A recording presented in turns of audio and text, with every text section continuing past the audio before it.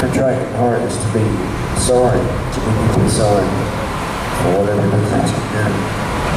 And it also tells us that we all fall short of the glory of God and that we need to seek forgiveness today. I don't know. When I think about that, when I think about the good that I want to do, not what I do, but what I want to do, and then I realize that I have to ask for forgiveness daily, it makes me feel like a miserable servant. You know? It's like, why would God want me, a man that needs to ask for forgiveness every single day? What kind of servant is that? Would I endure with someone day in and day out that I had to give my forgiveness to every single day? But that's why he's God. Yeah. All right.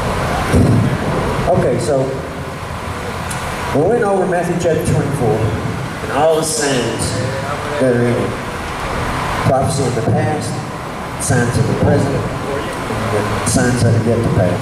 Prophecies of the future. Just Matthew 24. And there was a few other scriptures that we used to correlate with the things that Christ was saying. And as a result of that, I guess we decided that we would like to hear some more about things that's going on around us, perhaps future events. And in the course of these things, I remember telling you that the seven seals, we talked about the seven seals, we talked about the book of Revelation. And so I want to explain further to you the events that are fixing to come upon the world.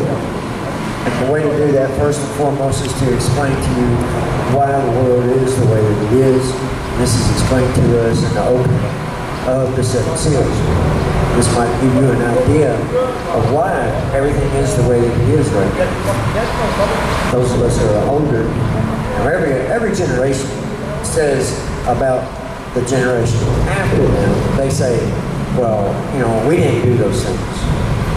Our generation, we didn't do those things. We did this. And that every generation continually consecutively gets worse and worse than the previous one, right? Generational degradation. All right. Well, there's a reason for that, matter of fact. There's a reason for that. And I think today we might learn what that is. So let's go to Revelation. Let's see, chapter 5. And this is the beginning of the seven seals. And I'm going to read a little bit here. First, I need to explain to you what the seven seals are. It says, and I saw in the right hand of him that sat on the throne of a book, written within and on the backside, sealed with seven seals. So John's looking in heaven and he sees this book, this scroll. It's got seven wax seals on it. The one who's sitting on the throne is God. So God is holding this scroll, this book, with seven seals on it. He says, and I saw a strong angel proclaiming with a loud voice, who is worthy to open the book and to loose the seals thereof? Who is worthy to break these seals so that we can see this scroll, so that we can see what's written inside of it? Yeah? And no man in heaven, nor in earth, nor under the earth was able to open the book, neither to look thereon. Nobody could open it. And I wept much, because no man was found worthy to open and to read the book, neither to look thereon. And one of the elders, there's 24 elders sitting around the throne of God, and one of the elders saith unto me, weep not, behold, the Lion of the tribe of Judah, the root of David, hath prevailed to open the book and to loose the seven seals thereof. A Lion of the tribe of Judah, the root of David being Jesus Christ. And I beheld, and lo, in the midst of the throne, and of the four beasts, and in the midst of the elders, stood a Lamb, as he had been slain, having seven horns and seven eyes, which are the seven spirits of God sent forth into all the earth.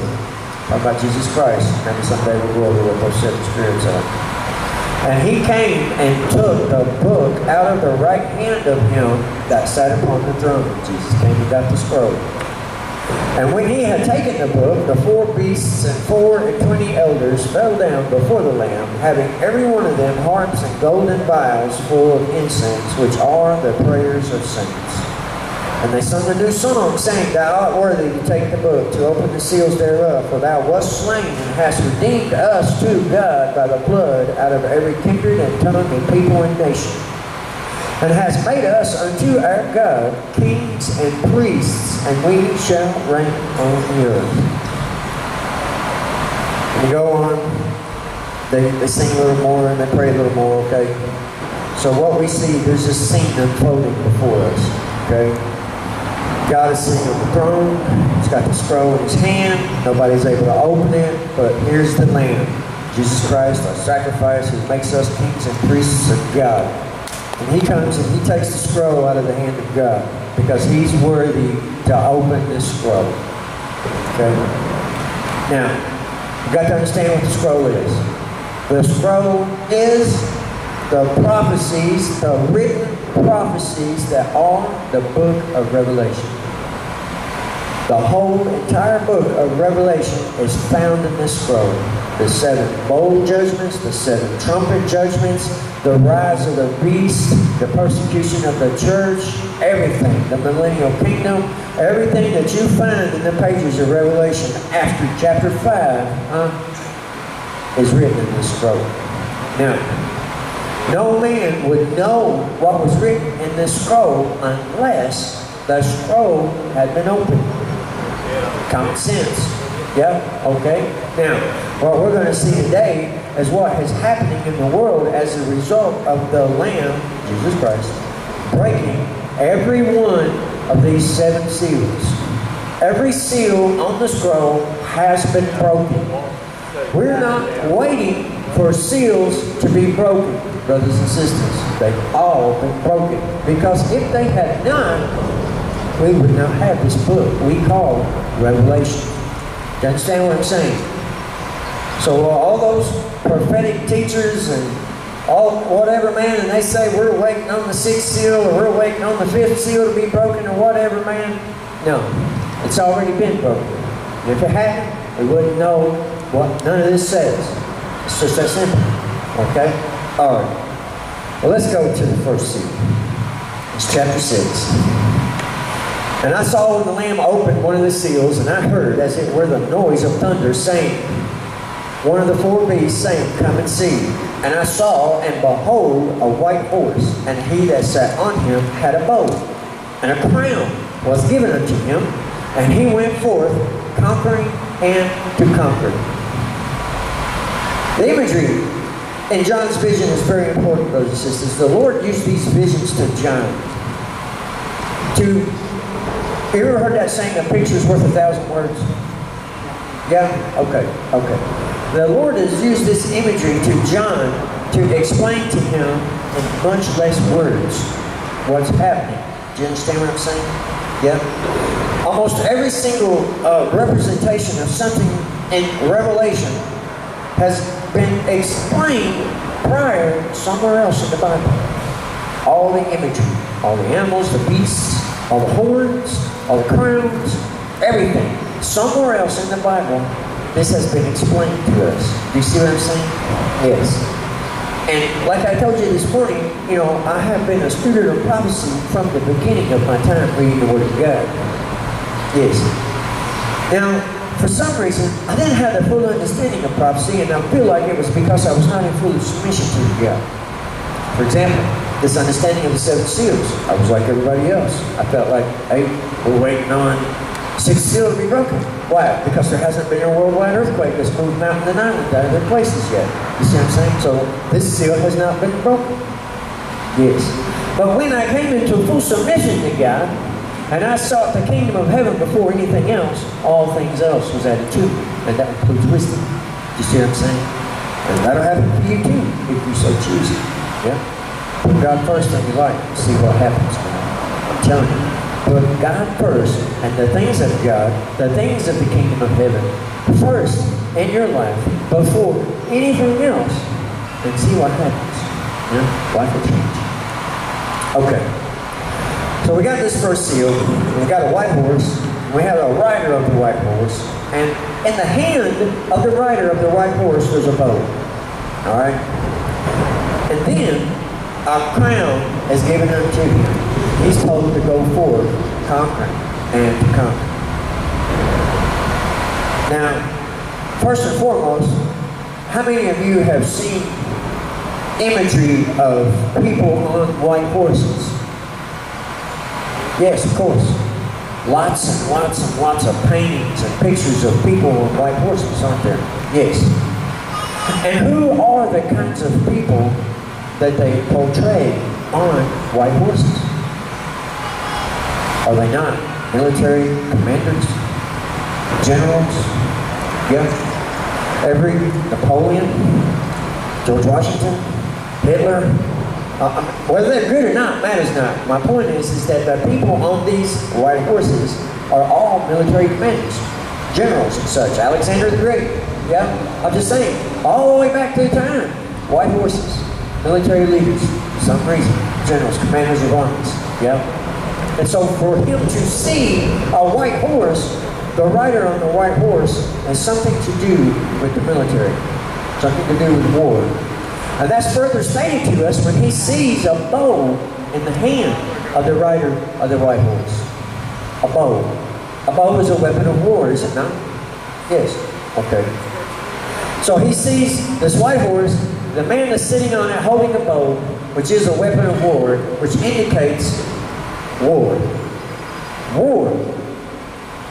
And after he sees the bow, then the crown is given unto him, which means that he has conquered something through war. He's been given a crown, which represents authority, which represents governing, title, land, conquest, some other thing, after he sees the bow. Which is to say that this spirit, this person, this idea is going to go out into the world and is going to conquer the world. And as he conquers the world, he will be given power and authority where he conquers. Okay. That's pretty simple. That's a good one. That first one's really easy. But for some reason, those people who believe that the seals have yet to be opened, they say that the rider of the white horse is the Antichrist. They say that the rider of the white horse is the Antichrist. Because they believe that the Antichrist is going to rule the world, which he is not going to rule the world. He cannot rule the world. He's going to try. Or he's going to gather a large force. There's no doubt about that. Yeah? You can read the book of Daniel, brothers and sisters. Daniel is a great companion book to Revelation. There is much information in Daniel that explains the Revelation. Okay? Put that to you now. Okay, so they say that the rider is the Antichrist because this rider is sent forth conquering and to conquer, and they feel like the Antichrist is going to conquer the world, and it's going to rise and rule the world, which is not what the book says. It's not what it says about this thing. Okay? Revelation chapter 13, if you want to understand the Antichrist, or whom we call the Antichrist, the beast out of the sea, or the beast out of the earth, this false prophet, read that, Revelation 13, you'll understand. We'll go over a couple of those scriptures today. So if he's not the Antichrist, then what is he? Who is he? Is it even a who? Or is it a what? Yeah? Okay. Alright, but first, just for the sake of this discussion, I want to prove to you that the rider of the white horse is not the Antichrist. That's what I want to do. That's the first thing I want to do. I want to prove to you that it's not the Antichrist, so we can put that to bed. More than that, for anyone who may run across this video on the internet, you might have an understanding of this. Let's go to Daniel chapter 9. Let's read a little bit about this Antichrist, this king of fierce countenance that we call the Antichrist. This is Daniel chapter 8, verses 23 to 25. And in the latter time of their kingdom, when the transgressors are come to the full, a king of fierce countenance and understanding dark sentences shall stand up. And his power shall be mighty, but not by his own power. And he shall destroy wonderfully, and shall prosper and practice, and shall destroy the mighty and the holy people. And through his policy also he shall cause craft to prosper in his hand, and he shall magnify himself in his heart. Oh, he's going to be arrogant. And by peace shall destroy many. He shall also stand up against the prince of princes, but he shall be broken without hand. So, we got this king of fierce countenance, understanding dark sentences. Yeah? He's going to stand up. He's going to stand up out of all the people. And he's going to have a mighty power in this world. But this power that he wields is not going to be his own power. Do you understand? It's going to be someone else's power. It's going to be power that's given to him. Not his own power, but power that's been given to him. Alright? Furthermore, it says he shall cause craft to prosper. Through his policies, he shall cause craft to prosper. Now, what I got to ask you is, does the economy prosper during wartime? Or does it depress? Depresses, doesn't it? Yes. Think of each depression back this last century. What was going on at that time? Why was people standing in the food lines? Why are people in Yemen starving to death right now? Because of war. Okay. But look here. He said, by peace he shall destroy many. By peace he shall destroy many. Now, this rider of this white horse has a bow in his hand, which is a weapon of war. This is going to be some type of military conquest. There's nothing peaceful about war. You understand? The rider of this horse has everything to do with war, nothing to do with peace. Do you understand what I'm saying? But just to prove to you that this man whom Daniel is speaking about, this king of fierce countenance, is in fact the individual we call the Antichrist. Let's go to Revelation 13 real quick. We'll get this out the way. I've had people argue with me all day long. The rider of the white horse is the Antichrist. Revelation 13, the two beasts. Alright? And I stood upon the sand of the sea and saw a beast rise up out of the sea, having 7 heads and 10 horns, and upon his horns 10 crowns, and upon his heads the name of blasphemy. And the beast which I saw was like unto a leopard, and his feet were the feet of a bear, and his mouth as the mouth of the lion. And the dragon gave him his power, and his seat, and great authority. So already we have this beast, this kingdom that has rose up, right? This king that has rose up, that has been given power by the dragon. And the dragon being Satan. The old dragon, that old serpent from old, you understand? And every description of the devil, we are told that he is this dragon that fights with Michael in the heavens and is cast out. You see what I'm saying? So we know immediately that the dragon is Satan, yes. And that this beast that rises up, that has this description, and perhaps we'll go into this another day so that you can understand why it's being described like these animals, yeah? This king rises up and he gains power not by his own hand, but the power is given to him by Satan. You see? Yes, because Satan has been given power in this world. You need to read the book of Job and understand how and why it is Satan has power in this world, okay? Yeah? But just remember, he's only got the power that you give to him over you. Because we also have power in the name of Jesus Christ. Let's not forget this. Alright. Goes on to say he had a wound in his head and it was healed, and people wander after the beast. They worship the dragon which gave power to the beast, and they worship the beast. Goes on to say in verse 7, and it was given unto him to make war with the saints and to overcome them, and power was given him over all kindreds, tongues, and nations. Now, this individual back here in Daniel chapter 8 says that he causes the craft to prosper, but that he shall destroy the mighty and holy people. This is the same individual. There can be no doubt. Understand what I'm saying? And this individual destroys many by peace. There's nothing peaceful about the rider of the white horse, brothers and sisters. Okay? Now I want to get that out of the way. He's not the Antichrist. Because when you understand that the rider is not the Antichrist, then you can begin to see that this seal has already been broken. Do you see what I'm saying? Because the Antichrist has not revealed himself in the world just yet, right? If you think that that is the case, then that would indicate that the seal has not been broken. But in fact, this seal was broken from the beginning, man. And this has been happening for the past 2,000 years.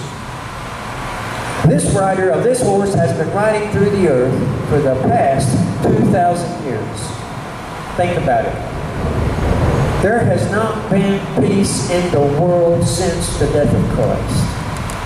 It's just been the rise of one kingdom after another, fighting with another kingdom on and on and on and on. And as different kingdoms have grown bigger, the wars have gotten greater, and the casualties have also gotten greater. Yeah? Think about that. I mean, medieval times, the dark ages, the fall of the Roman Empire, all the tribes of Europe fighting among one another, destroying Rome. You know what I'm saying? The English rising up, the wars between them and the Saxons and the Vikings. I mean, my goodness. The English and the French, the English and the Spaniards, man. Huh? All the selling of the new world that's finally been opened up, and all the killing that these people did in the name of God against the indigenous peoples. The cleansing of the paganism. Well, they call them the conquistadors, the Inquisitions. Yeah, all this war in the name of God. Oh my goodness. It has been non-stop. This rider of this horse has been galloping through the world non-stop since Christ broke that first seal, man. I'm just saying, guys, it is what it is. But there's a reason. There's a reason why it is what it is. Because it has brought us where we are in our society today. Now I want to show you why. What form of government rules the world today? Not part of the world, not most of the world, but the entire world. Democracy. There is not a nation in this world that does not vote, brothers and sisters. Whether they call themselves communists, whether they call themselves socialists, whether they call themselves monarchies, such as Jordan and Saudi Arabia. They still hold on to their monarchies, their kings, right? They still vote. The people still vote for the lower offices. Sheriffs, magistrates, mayors, governors. You see what I'm saying? Yeah? And they still vote on issues. They all have constitutions. Kim Jong-un was voted into office, brothers and sisters. Huh? Yes. Make no mistake. Voting is in the world. Now, I want you to think back to the times of General George Washington and the American Revolution. The uprising of the Americans. Yeah? Oh, we love that, don't we? Yeah. Patriotic pride, okay. And I want you to think of what happened in this new form of government that General George Washington brought to this land. This democratic republic. Because we're not a true democracy. And we're not a true republic. But we are a bit of both, right? We're a bit of a republic like Rome in that we have a federal government that supersedes anything. But we vote, right? We vote on things. Now, whether any of this is true or not, I don't know. But this is the way they present it to us, and we have this illusion at the very least. Okay? Yes. All right. So we vote on things, and we can pass things, legislation, laws, rules. We vote for our leaders and such, right? But at any given time, the Supreme Federal Court or the federal legislative branch of the government, executive branch of the government can override the states at any time, right? Okay, so we are a democratic republic, or a constitutional republic, however you want. As soon as we gained our independence in this world, democracy, like wildfire, spread across the ocean. same year, the exact same year that we voted our first constitutional president, France rebelled against their monarchy. Yes. If I'm not mistaken, it was King Louis XIII. The awful king, the dreaded King Louis, right? You hungry? And they slew that guy. A little bit. And they instituted democracy in their country. And they voted of all people into office Napoleon. A little bit. Yeah. A little bit late. Yeah, okay. That's all right. Well, it didn't take long for them to depose Napoleon and vote another man into office. Okay? I'm just saying. And democracy has spread to every single nation in the world since then. Mr. Great Up until now. What was the last nation we liberated and set up a constitution? And they had elections. What was the last one? Hey. It was either Afghanistan or Iraq. I don't remember which of the two it was. Yeah? All right. And those countries that didn't need the war, right, to become democracy, they changed willingly to avoid war, perhaps. Yeah, all right. Or they could have the illusion of democracy. You know, the world on the world stage, it looks like they have democracy. Maybe, I don't know. But at any rate, this democracy is the culmination of the rider of the white horse. Brothers and sisters, make no mistake. Because this man, whom we call the Antichrist, will be chosen to rule the world. Do you understand what I'm saying? There's one thing the government has learned about people over generations and generations and generations of written word and ruling peoples, right? And that is that you can't spring nothing on the people at any given time. You just can't spring something on people. It just doesn't work. People rebel. If you've been a student of history and you look back through history and you see all the different rebellions of the different ages of man and the different kingdoms that have ruled this world, you understand you just can't spring something on somebody. Yeah? Okay. But if you set it up in such a way that the people think they have chosen this, then they'll go along with it. This is how they're taking our rights away every day, is it not, Johnny G? This is what we want. We want to feel safer in our homes. We give up more and more civil liberties, more and more of our freedom, and we let them do whatever they want to do to us whenever they want to do it, because now there's nothing that we can do about it, is there, brother? They can stop you, shake you down, throw you in jail anytime they want, can't they? There's nothing that you can do about it. You can resist, well, what do they do? That's exactly right, and then just make you stay longer, don't they? All right. No freedom. Okay. The rider of the first horseman, brothers and sisters, is democracy. And all that has happened since the death of Christ until today has been to set this system of government up so that this one man can shine before all of us during a time when his answer will be exactly what we think we need or want. And we'll choose him. We'll choose him. There's no doubt about it. All right. Let's look at the second seal. Now that we understand that the rider of the first horse is democracy, let's look at the second seal. A whole new, fresh set of eyes. All right? And go back to it. I didn't make no notes today, brothers and sisters. I've been preaching this for a long time. I don't need no notes. Though I did have to write down a couple scriptures so I wouldn't lose my place. Yeah? All right. Verse 3, and when he had opened the second seal, I heard the second beast say, come and see.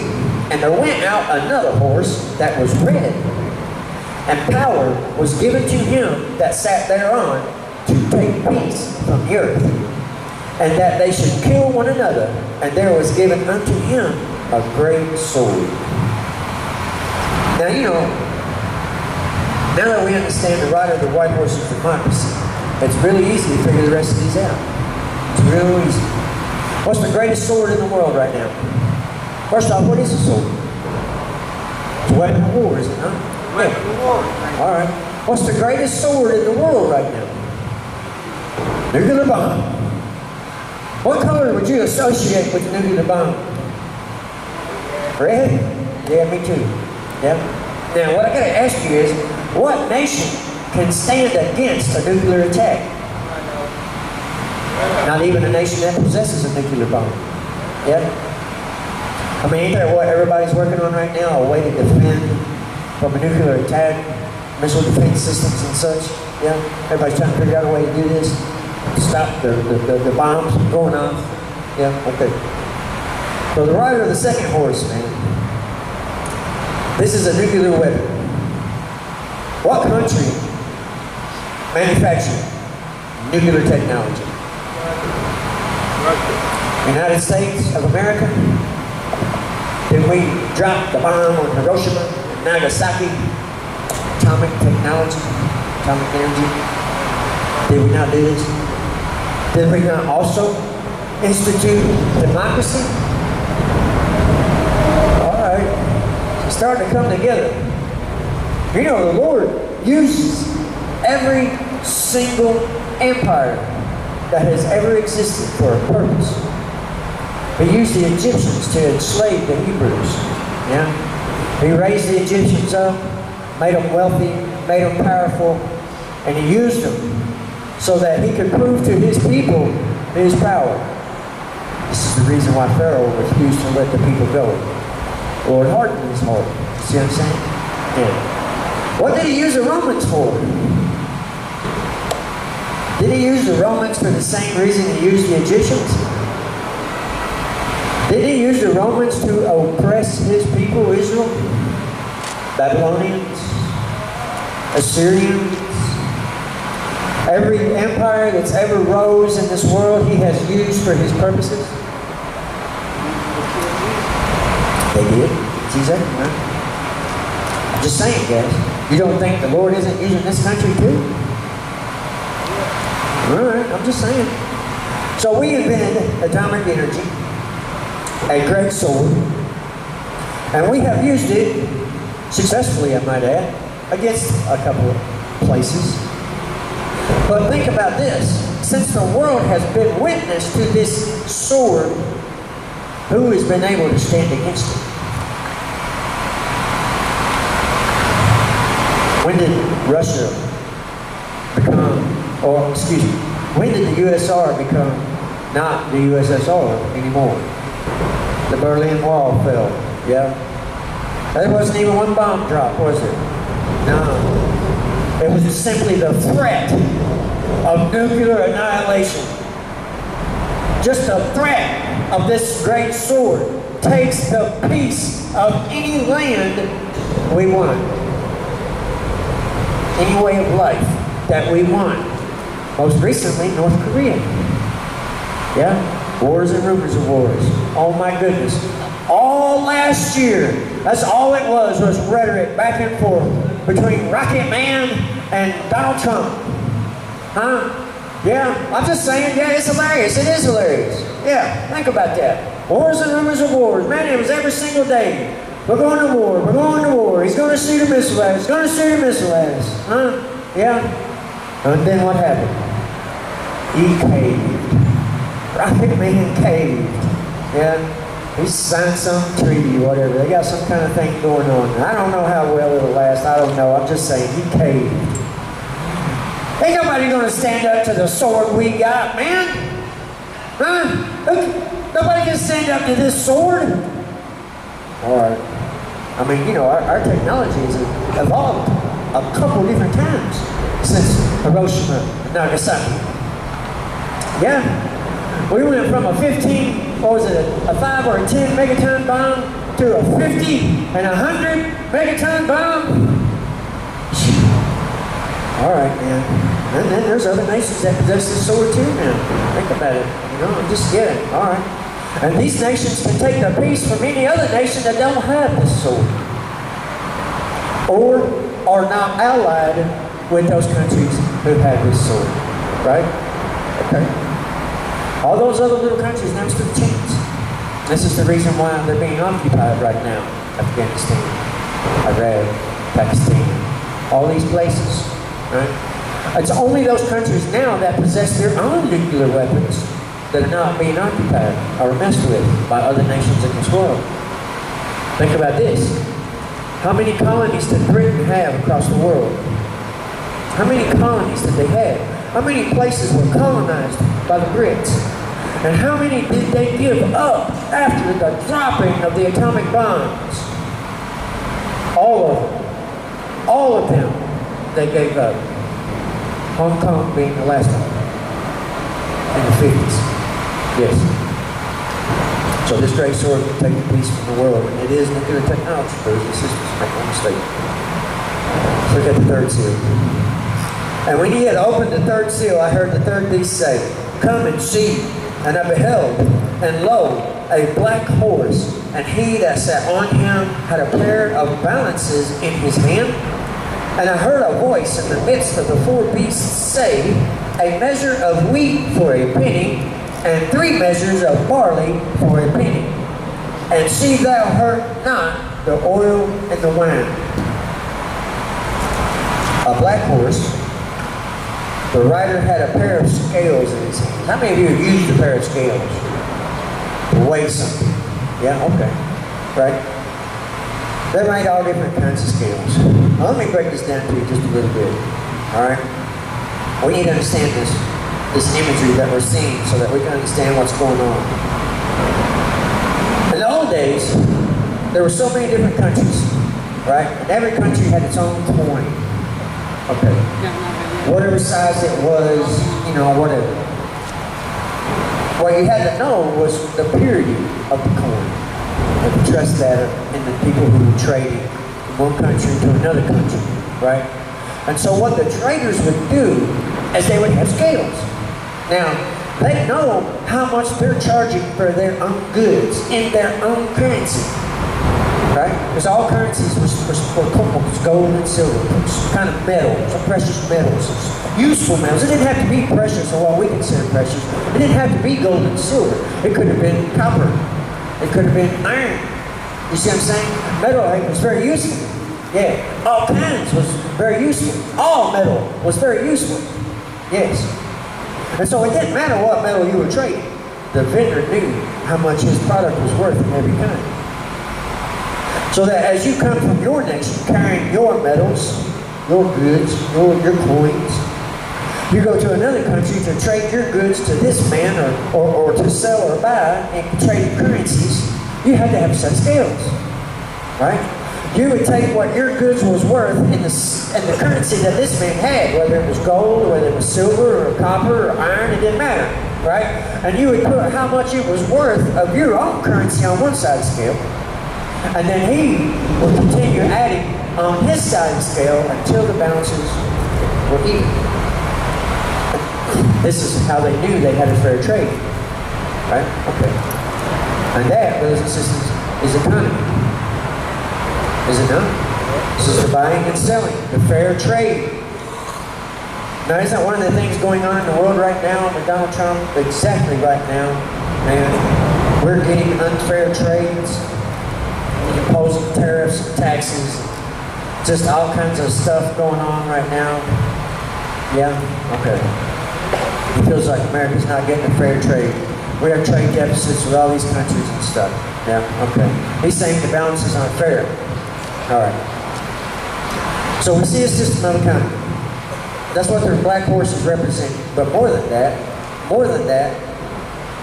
he's saying a measure of wheat for 1 penny, and 3 measures of barley for a penny.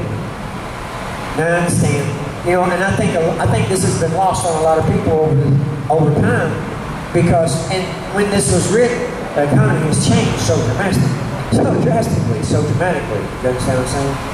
But what he's saying right here, a measure of wheat, about enough food for a day, for 1 penny, which was a day's wage. Yeah, or 3 measures of barley. Enough food for 1 day, yeah, for 1 penny. Again, the wage for 1 day's work. So what he's saying here is that because of this economy, whatever it is, I see depression, right? I associate black with depression first and foremost. The horse is black. But he's saying a depression. He's saying that this, whatever the economy is going to get to the point where you are going to have to perform a day's worth of work for a day's worth of food. Now, would you consider that a depression? We're talking about the economy. Is that not a depression? I mean, if we go out here and work today in the world, we want to make enough money for our food that day. We want to make enough money for our share of electricity and gasoline and every other thing. Plus we want to have a little extra too, don't we? Yeah, all right. And he's saying that during this time, what the writer of this horse is doing is riding through the world, changing this economy to the point where it will be a day's worth of work or a day's worth of food. Nobody's getting ahead. You see what I'm saying? Nobody's getting anything as far as that goes. Now, okay. So, we see the depression happening. And what I have to ask you is, what's going to cause this depression? Because he's riding through the world, just like the other two riders, right? So it's going to be a global thing. It's not just going to be centralized to one location, right? What is going to cause this depression? Well, obviously, it's going to be a system of economy. The scales tell us this. What system of economy does the world now follow? And this system of economy just so happens to follow democracy wherever it goes. Capitalism. Capitalism. Free enterprise. Private enterprise for profit. That's the definition of capitalism. Understand? That means anybody can start a business and sell anything that they want for a profit. That's the purpose of selling things, is to make a profit. Okay. And hey, I'm not against it. Don't get me wrong. Now, I'm saying these things, I'm really bringing you the understanding of it, right? I understand. But at the same time, this is the rider of the horse. Capitalism. All right. Now, what I want you to understand, if it's private enterprise for the purpose of profit, right? I have to ask you, how much profit is there? And what happens when there's no more profit? Let's look at this. I'm going to get technical. I'm going to take it down to the atoms. If you put a monetary value on every single atom in existence, then there's only so much profit that can be had. What happens when a company quits making profit? They shut down, don't they? They close its doors. And we lose those goods and services that company provided. Isn't that the reason why we had the big bailout in 2008? Yes, of course. So what happens when there's no more profit to be had? Depression. Global depression. So, in fact, capitalism, while seemingly good, yes, is doomed to fail. It's doomed to fail because there's only so much profit that can be had. And this is the reason why the rider of this horseman is capitalism. Because as you will learn later on, the power of the Antichrist that he has over every tribe, kindred, and tongue is not government power. As in, he is the ruler of the world. That's not the kind of power that he has. Think about, what is the most powerful force in the world that's of the world? Money. He will have control of the money.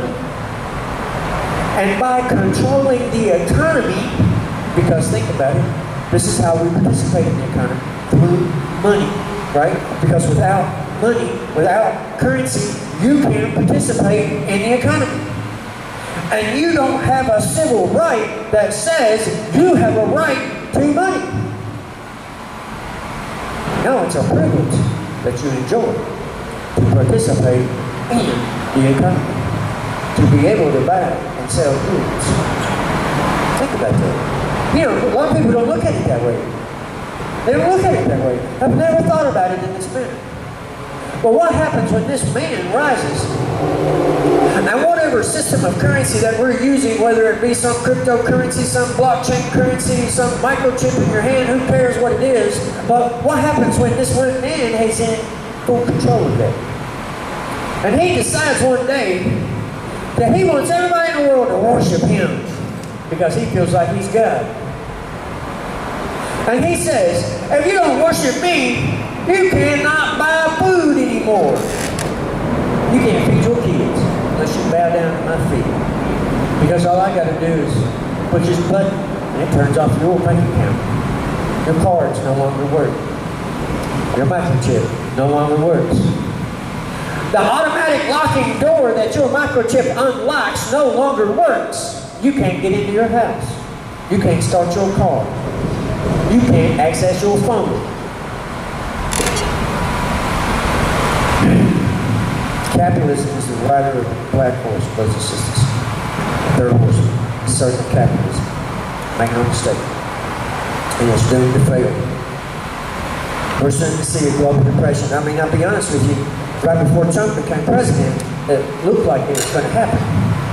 Every market in the world was diminishing rapidly.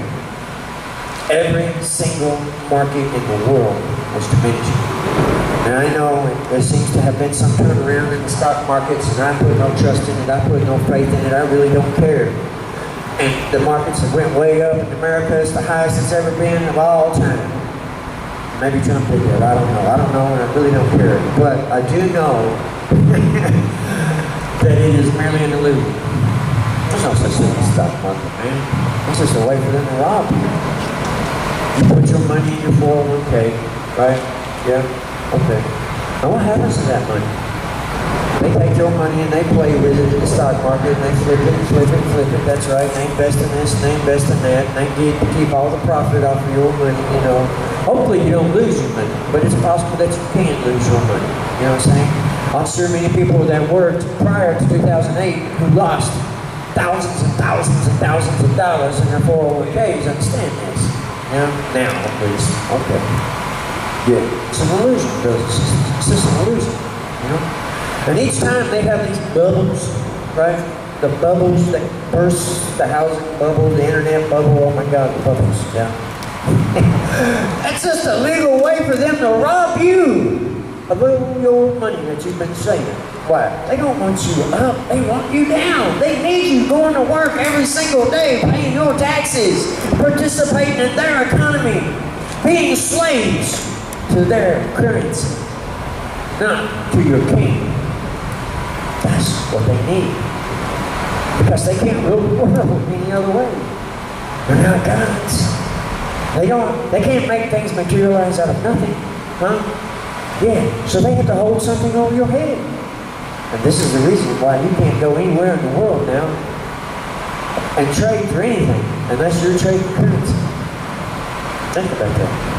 Used to. I mean, I find it awfully convenient that man, for thousands of years, lived in this world without a need for money, and now, all of a sudden, you can't exist without it. You can't even be homeless without money. You still gotta have an ID. It's illegal not to have an ID, isn't it? Yeah? Okay. How much does that cost? Yeah. Don't you still need to buy stuff from stores? Don't you gotta pay taxes on that? Even if somebody gave you the money, this tax is still being paid on it. Just saying, though, it's impossible. But that's the way they want it. That's the third horseman. Let's look at the fourth horseman. Verse 7. And when he had opened the fourth seal, I heard the voice of the fourth beast say, Come and see. And I looked, and behold, a pale horse, and his name that sat on him was Death, and hell followed with him. And power was given unto them over the fourth part of the earth to kill with sword, with hunger, and with death, and with the beasts of the earth. This rider, pale horse, I've heard some people call this pale horse a green horse, because where it says pale, that's supposed to mean like a sickly looking color. You know, maybe you guys remember the older people saying look a little green around the gills or something. You know, green when you're sick. You know, when you remember in the old cartoons, you'd see the character and he'd be a light green color and that was supposed to represent that he was sickly or whatever. Okay, I've heard people say that. Maybe that's true. I don't know. Maybe it is green. Doesn't matter to me. Whether it's pale like the horse Clint Eastwood rode in Pale Rider or whether it's green. That's not what I'm concerned about in this case. What I'm concerned about is the number of people that have died and in the ways that they have died, right? The fourth part of the earth. I wonder how many people have been dying after all these wars.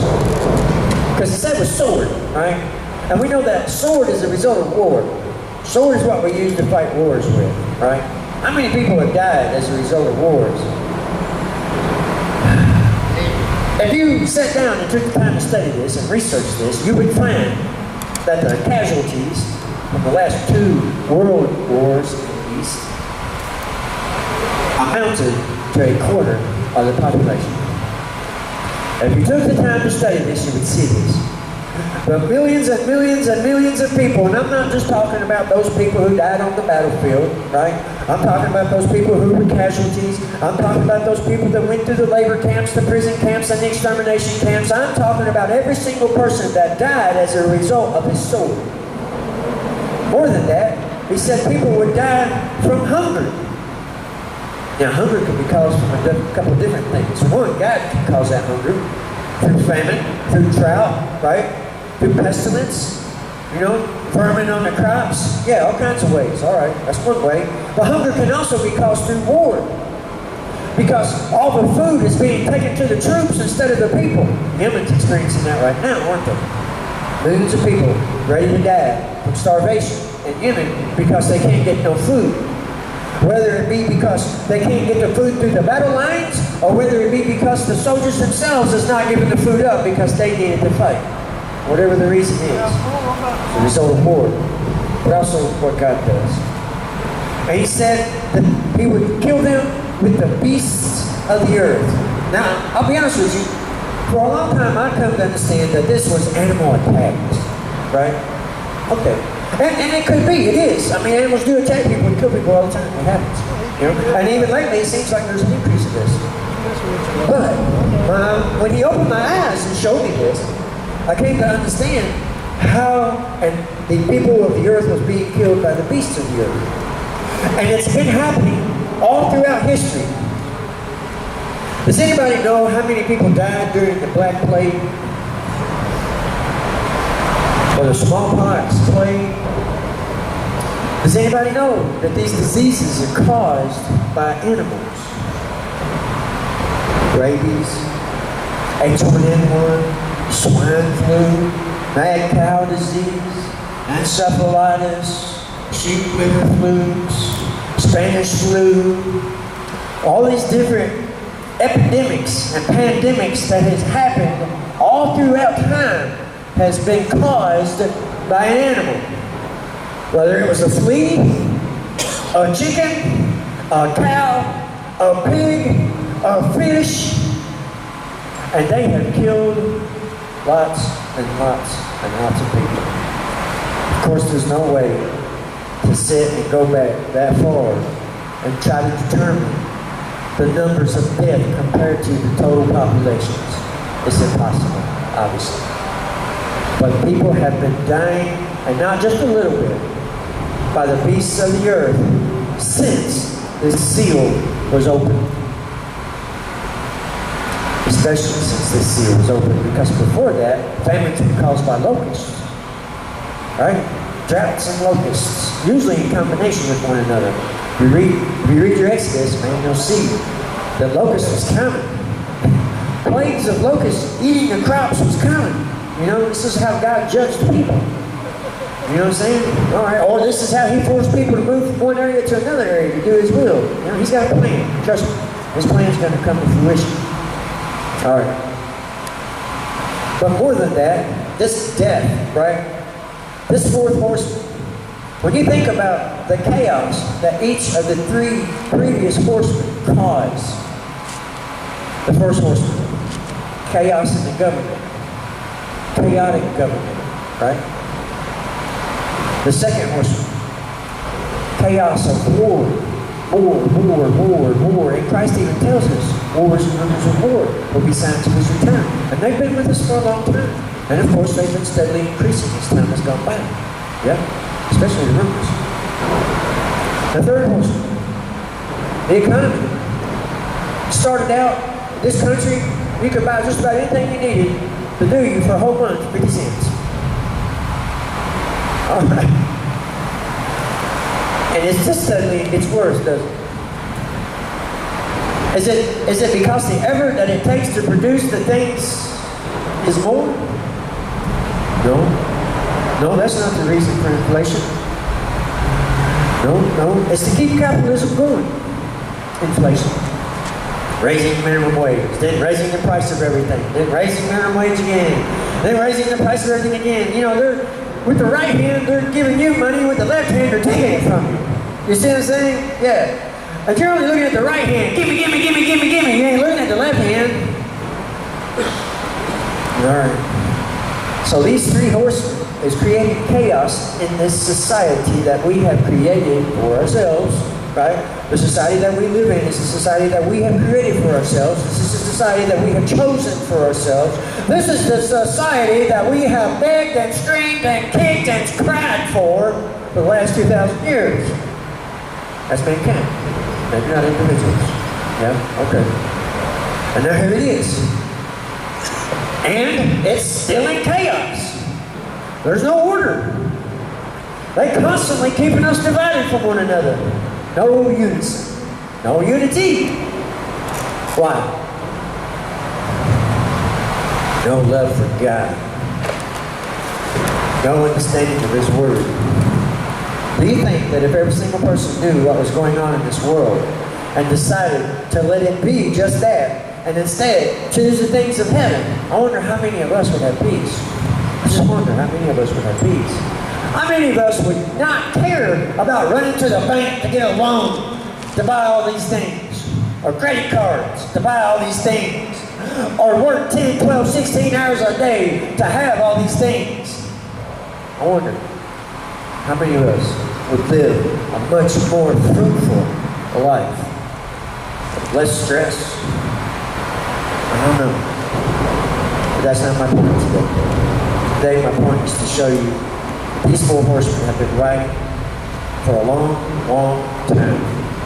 And that their whole entire purpose is to bring the world to a place in time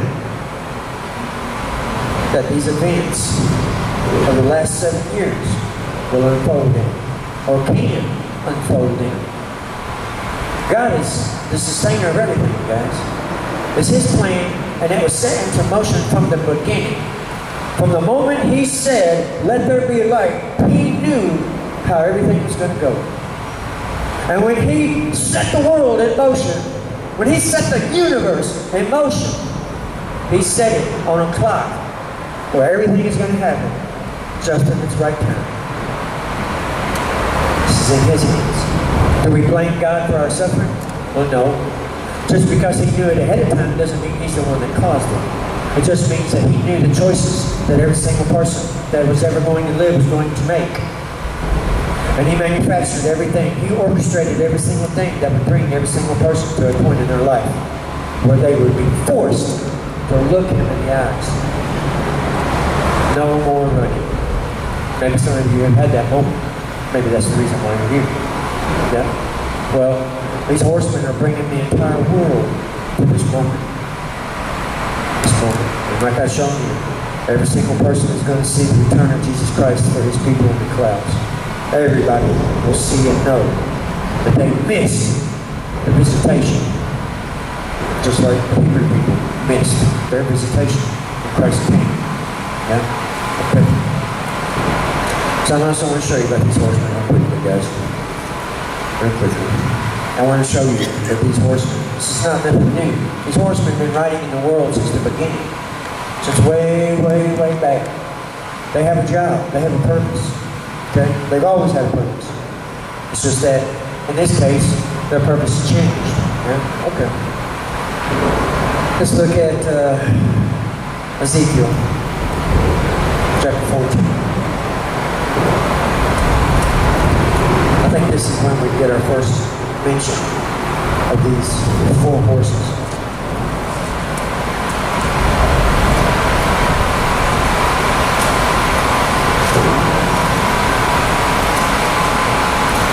Sorry guys, I've just got pure lazy. I won't even mark the pages anymore. I'll see the name. Verses 12 through 22. The word of the Lord came again to me, saying, Son of man, when the land sinneth against me by trespassing grievously, then I will stretch out my hand upon it, and I will break the staff of the bread thereof, and will send a famine upon it, and will cut off man and beast from it. Though these 3 men, Noah, Daniel, and Job, were in it, they should deliver but their own souls by their righteousness, saith God. If I cause noisome beasts to pass through the land, and they spoil it, so that it be desolate, that no man may pass through because of the beasts, though these 3 men were in it, as I live, saith the Lord God, they shall deliver neither sons nor daughters. They only shall be delivered, but the land shall be desolate. Or if I bring a sword upon the land, and say, Sword, go through the land, that I cut off man and beast from it, though these 3 men were in it, as I live, saith the Lord God, they shall deliver neither sons nor daughters, but they only shall be delivered themselves. Or if I send pestilence into that land, and pour out my fury upon it in blood, to cut off from it man and beast, though Noah, Daniel, and Job were in it, as I live, saith the Lord, they shall deliver neither son nor daughter, they shall but deliver their own souls by their righteousness. For thus saith the Lord God, how much more when I send my 4 sore judgments upon Jerusalem, the sword, the famine, the beast, and the pestilence, to cut off from it man and beast. Yet behold, therein shall be left a remnant, that shall be brought forth, both sons and daughters. Behold, they shall come forth unto you, and shall see their way and their doings, and ye shall be comforted concerning the evil that I have brought upon Jerusalem, even concerning all that I have brought upon it. Does that sound familiar? Sword, famine, pestilence. Yeah? Turn with me to Zechariah.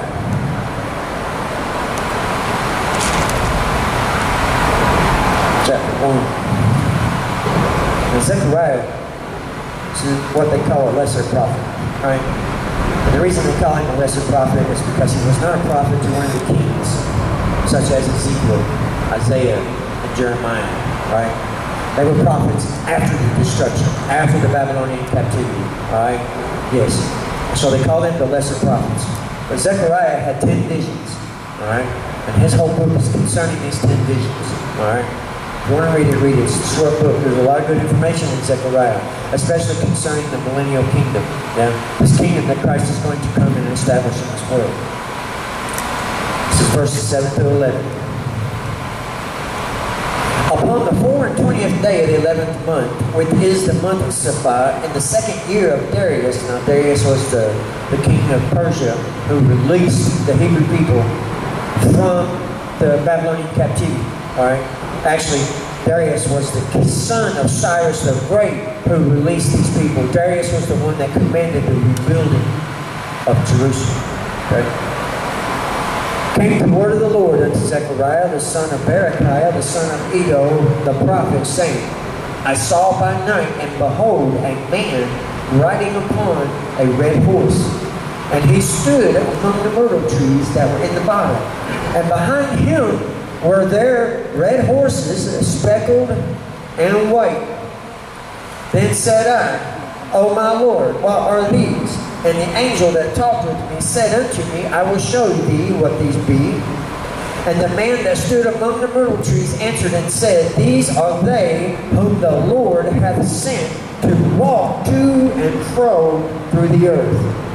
And they answered the angel of the Lord that stood among the myrtle trees and said, We have walked to and fro through the earth, and behold, all the earth sits still and is at rest.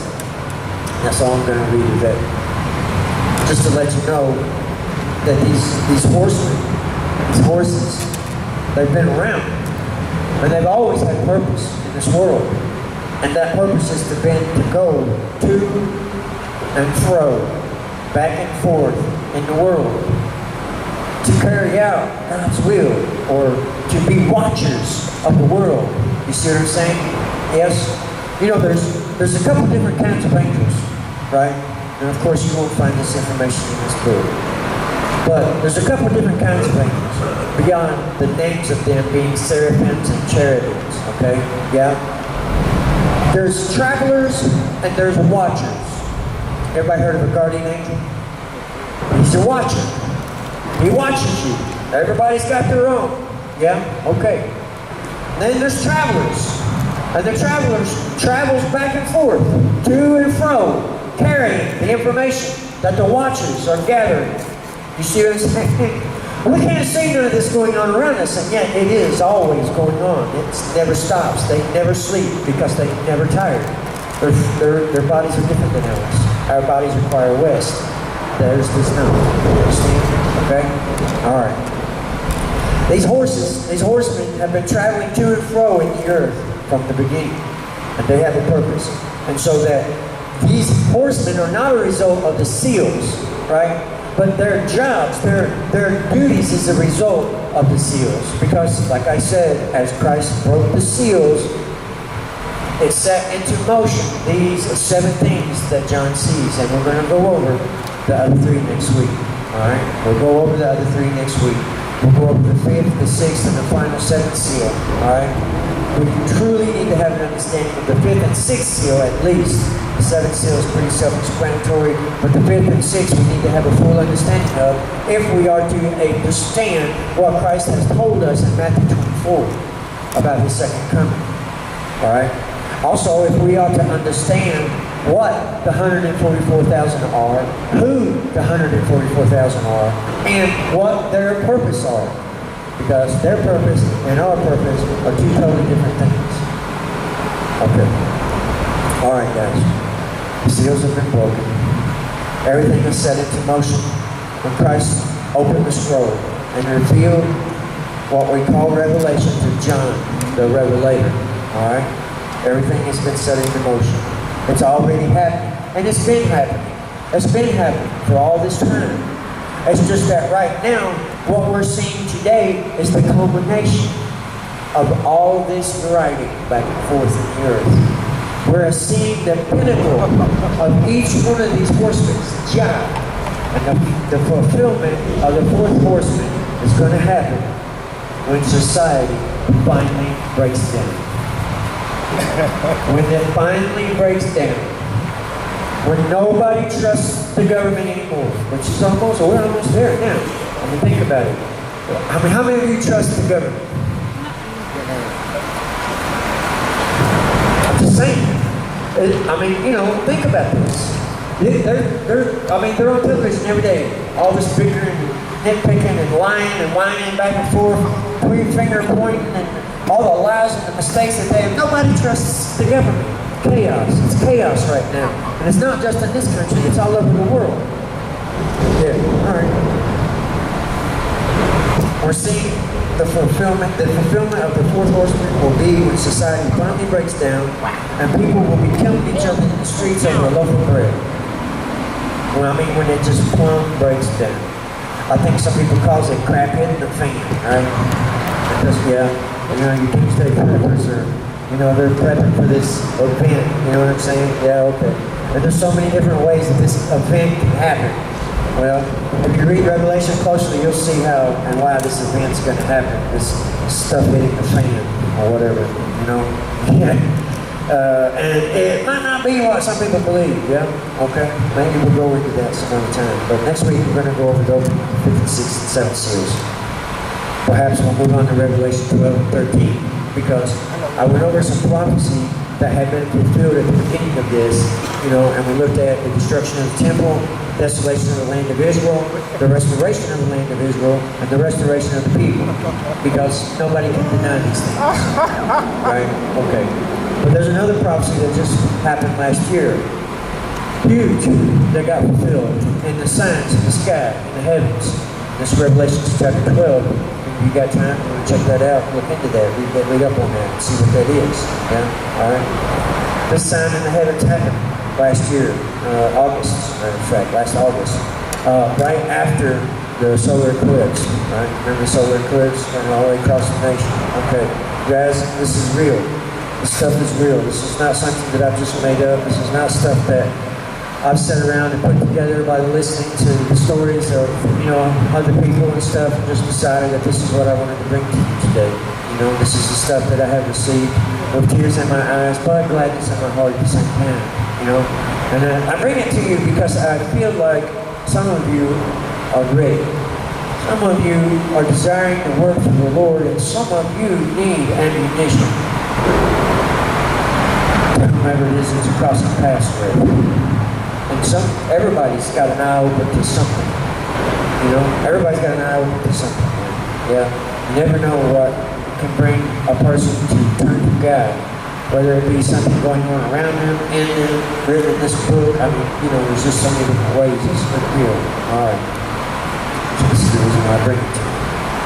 And I hope that today perhaps this understanding of the seals and these four horsemen, and the fact that they are riding, they're not yet to ride, or encourage your eagerness, or your zeal, perhaps, in spreading this gospel, right? This thing that I've been harping on down here for almost 2 years now, faith, love your King.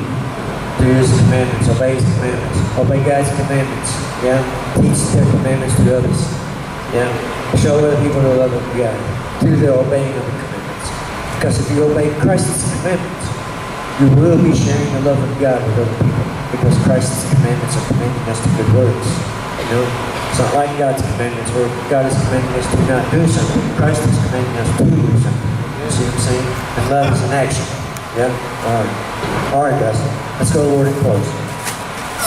Father, we come before you humbly, Lord, to give thanks for this day, Father, to give thanks for this revelation, Father, to give thanks for the Lamb who is worthy to open the scrolls, Lord, to show us what would take place, Lord, and how we might use these signs, how we might use these prophecies, Lord, to increase this kingdom that you have been building since the beginning of time, Father. And also that you have chosen us to work and labor in, Father, to help increase this wall, to help increase this temple, Father, to help increase what we call the church, Lord, which is your resting place within us. Lord, we give thanks for Brother Joe bringing the gasoline this day, Father, that we might have this music to worship by, Lord. We give thanks for that, Father. I pray that you help remind me next week, Lord, not to forget the fuel. Lord, we're all tired, Father. Our flesh is getting weary, Lord. Lord, I ask that you pour your Spirit out upon us to rejuvenate us and to regenerate us, Lord, to give us new vigor, Father, that we might work mightily for the increase of this kingdom that we are striving to enter, Lord. Father, we pray these things in the name of our mighty King, Jesus. Amen.